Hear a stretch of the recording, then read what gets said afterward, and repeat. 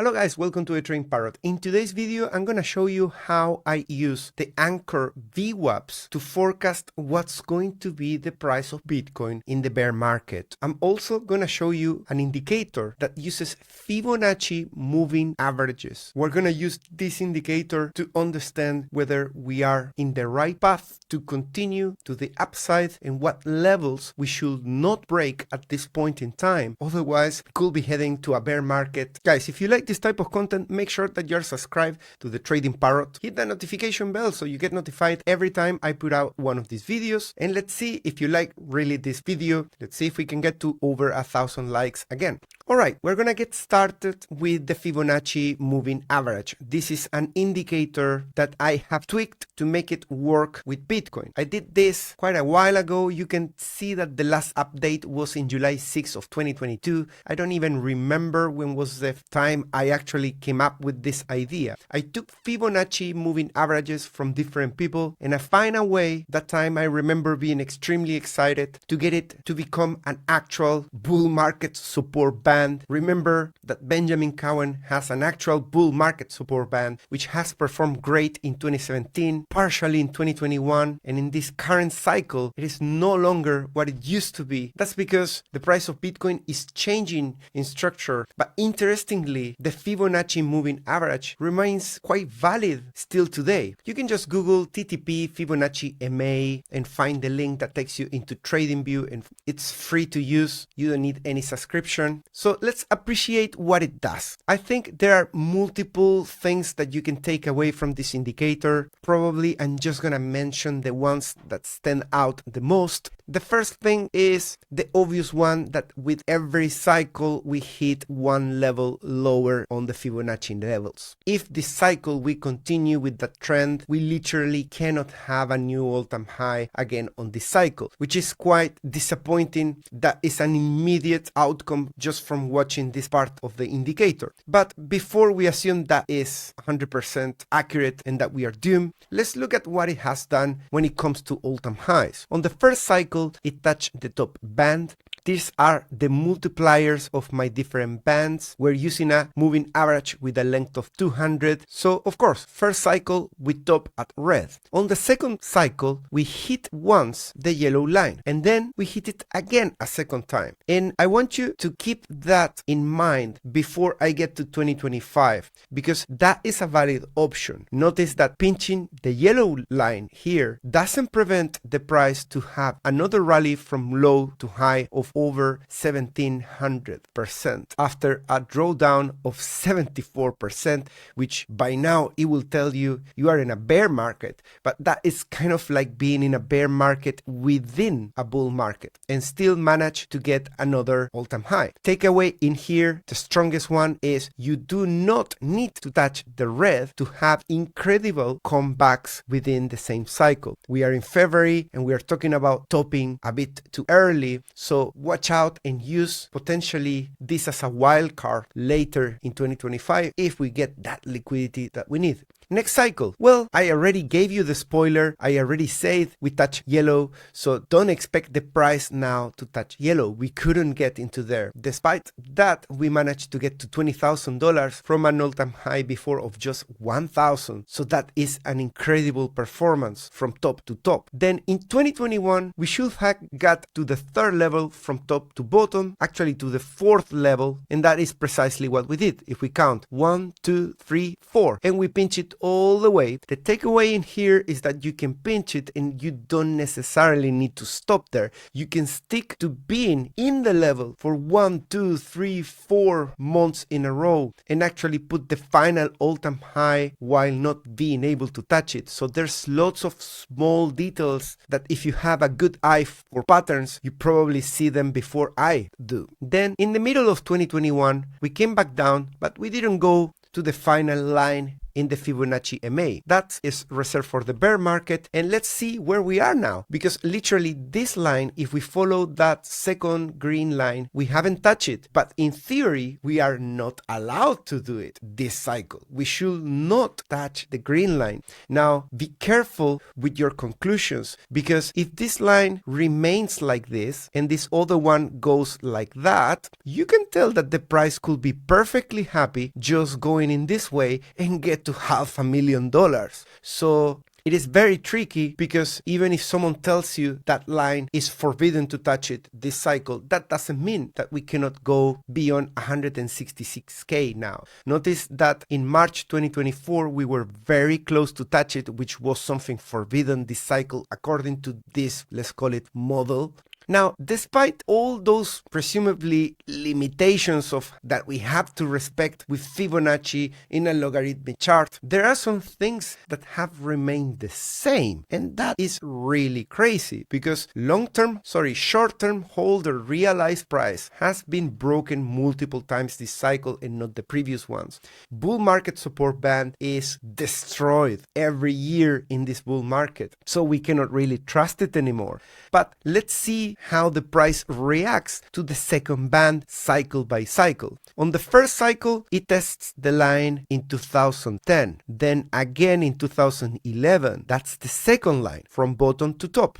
In the second cycle in here, we also use the second line, and you can see how we follow it until we enter in a bear market in 2014. In 2017 and 18, we also use the second line. We go beyond that, bear market. Now, you're going to have to be a bit more flexible in here, because with the COVID crash, we do touch this line, but it's just a week. We do still use and frequent most of the time the second line, and then in the middle of 2021 we are below it, but we do not touch the first line. Now, from the bear market, our current cycle, how does it look? Still, we are constantly using, or most of the time, that line as support. And the most recent price action on the monthly, you can tell that is using that support, which is 82.5K. To be fully honest, here there is 2 months below it, so it's not really that perfect since 2021 either, but I still think that it's got better accuracy. The line can also be used in a way to find or spot when we entering the bottoming process. Of course, the price coming to the bottom line, putting candles somewhere in there, and then being in between the two first and second line, forming that bottom, has been the process each and every cycle, right? In here, first line, being between them, bottoming process. First line, between them, bottoming process.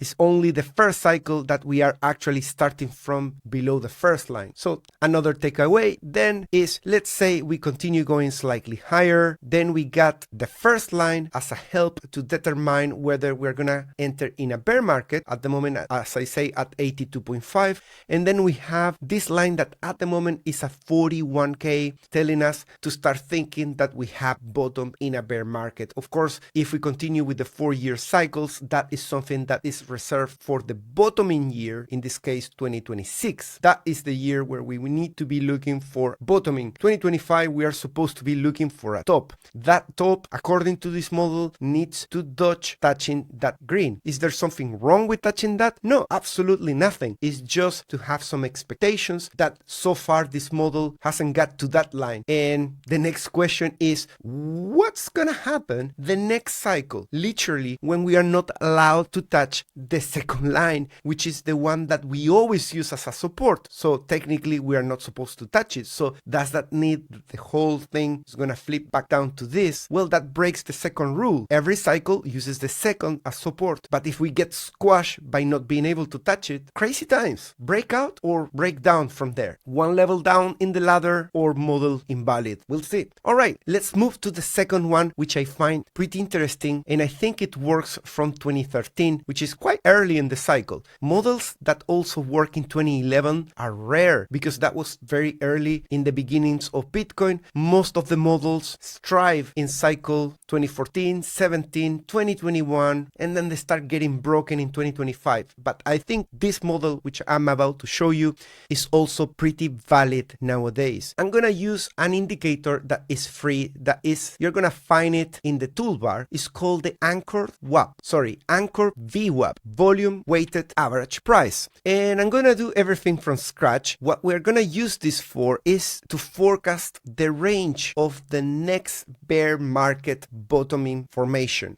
And what we need to do is find it in here, is volume-based Anchor VWAP. We select it and we put the chart on the weekly time frame. We use logarithmic and we find one market top, okay, not a local top, the actual cycle top. For example, in here at around $1,000, and I place the first one. Then I need to create another Anchor VWAP and I'm gonna place it at the lowest price in that bear market, basically right there. So this line is tracking a moving average starting from the top and using the volume to weight the values of what the price influences on the moving average. If we go to the next cycle, you're gonna find that the bottoming formation is happening somewhere in between the two, because this comes from the bottom, this comes from the top, and something interesting happening, which is right here, there is a flip, a bullish cross that holds that bull market, but eventually meets up again with the price in the next bear market bottom. Now, what I'm gonna do is I'm gonna move this bear market bottom into the next cycle. I'm gonna move it to the bottom that is at $3,000 in here. Let's move it to that red candle there, and this cycle top, we're gonna move it to roughly the 20,000 right there. And that is giving us a range for 2022 for the bottom of that bear market to be around the $19,000. And I think that was the technical target for the bottom of the bear market. What happened in here is that throughout this period, the accumulation from wells will have already started. People were already accumulating massively, preparing for a bull market. And when we had the FTX collapse, that caused two things: panic in retail, but also those wells that accumulated in here, there was a big proportion of them that also sold in here.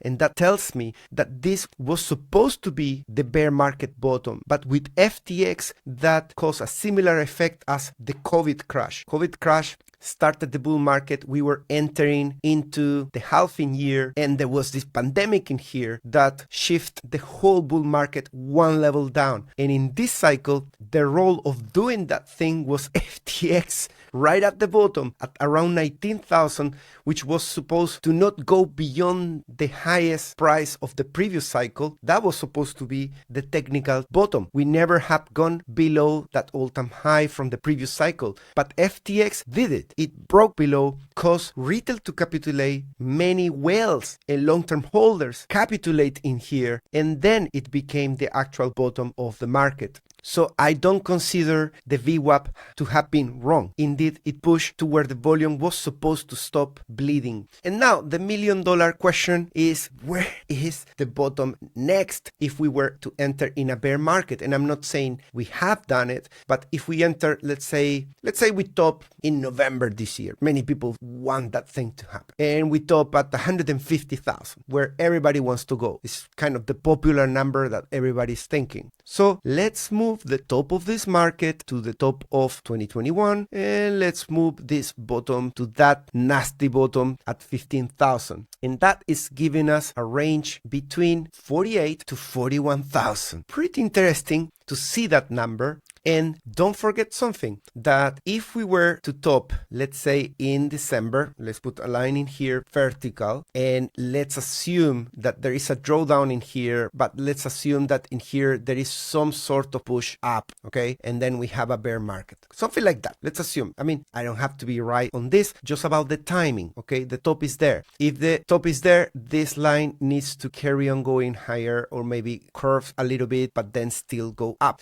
In that case, that pushes again that bottom information slightly higher again. At that point, from top to bottom, you get a drawdown of 65. From where we are, getting into 40K is a 63%. The previous cycle, the bottom information did at 77, and it tends to be at around the 80%. It was 87, in here it was 83, so it diminished. In here it was 77, so I will say it should be roughly around a 70% drawdown, and that should take the price to 30K. Interesting that the VWAP is giving us that. In the previous cycle, it gave us 20, and we got into 15. This got a reading now of 40, and we could go to 30. But I still think that is a pretty interesting indicator to keep in mind, particularly if we agreed that we are in a bear market later in 2025 or 2026, to keep an eye on maybe where to close those shorts. Notice that you could use something similar with Ethereum, with Cardano, and other coins. Guys, if you want to trade on a great exchange, consider opening an account on OKX.